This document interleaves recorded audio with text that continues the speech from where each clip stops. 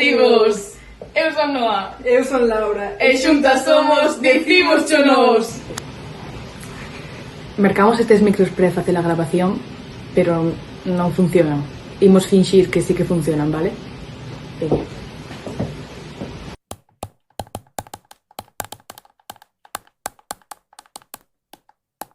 Sabes que no? Houbo que empregar o soplete porque as tuercas non servían para atravesar. Non, Laura, non digas soplete. Di soprete.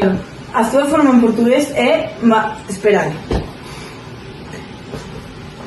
Maçarico. Ou tamén se pode dicir Tocha. Algúns sinónimos son soldador e soprón, aínda que parcialmente. non digas tuerca, di Torca. Algúas formas de chamar a torca en portugués son parafuso, noz, rosca e porca. O seu sinónimo máis destacado é parafuso Ou parafusa. Non digas travesaño, di traveseiro. A súa forma en portugués é trave. Tamén podes dicir traveso ou travesa. Bo día, neste traballo vamos decir castelanismos e como se dirían en galego e en portugués. Empezamos con taburete. Colleu o taburete e sentouse na taquilla a dar as entradas. Non digas taburete, millor di meso, tallo, banqueta ou moucho. Apuntamento lusófono. En portugués di banco, tamborete ou mocho. Digo cho eu. Non digas taquilla. Fruto, senón que se di froito, en portugués fruta. A que non sabías que en galego non se di mora, senón que se di amora, ao igual que en portugués. Unha oración con estas dúas palabras sería o meu froito favorito é a amora. E non o meu fruto favorito é a mora. Non tes escoitado moitas veces a unha persoa chegar do horto e dicir collín dúas lechugas? Pois ben, en galego non se di lechuga, dice leituga. Lechuga é un castelanismo, en portugués dice alface. Digo cho eu. En galego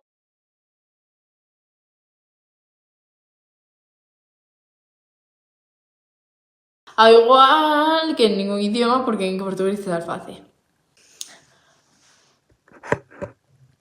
A ver se atopas as palabras que están incorrectamente. Agora vouche deixar unha oración. A ver se atopa... Os acreedores denunciaron porque recaudaba as deudas a puñetazos. Non digas acreedor, mellor di acredor. Apuntamento lusófono. En portugués debes dicir credor. Digo cho eu. Tampouco digas recaudar. En galego dice recadar. Apuntamento lusófono. En portugués debes dicir colectar, arrecadar ou cobrar. Digo cho eu. Tampouco digas deuda. En galego dice débeda ou débito. Apuntamento lusófono. En portugués debes dicir dívida, débito, debido ou preceito. Digo cho eu. Tampouco digas puñetazo. En galego dice golpe, broucazo ou puñada. Apuntamento lusófono. En portugués debes dicir murro ou soco. Digo cho eu. Ola, somos Alejandra, Nayara e Candela e hoxe imos representar o programa de televisión de Estevez, digo cho eu. Temos unhas oracións que conteñen castelanismos e vámonos a pasar ao galego normativo. O primeiro castelanismo que atopamos foi corresponsal. A maneira correcta de dicir corresponsal é correspondente. Correspondente en portugués escribise igual que en galego, pero ten unha pronunciación diferente. Deixei as gafas na casa, non vexo nada. Nayara, non se di gafas en galego, dice lentes ou anteollos, como máis che guste. E recorda que en portugués dice copos. A seguinte palabra é semblante. Recorda, non digas semblante, di aspecto ou aire. A súa pronuncia en portugués é aspecto. Taladrar, non digas taladrar, di tradear. Os sinónimos de tradear son barrenar ou broquear. Tradear en portugués dice furar e pronúnciase furar. Outro castelanismo que atopamos é serrucho e a súa palabra normativa en galego é serra. En portugués dice serra e a súa pronuncia é Vamos evitar. Sempre se pode dicir ben, vaya, aínda que tamén é certo que é difícil adaptar o bueno ao moi bueno. De todos os xeitos.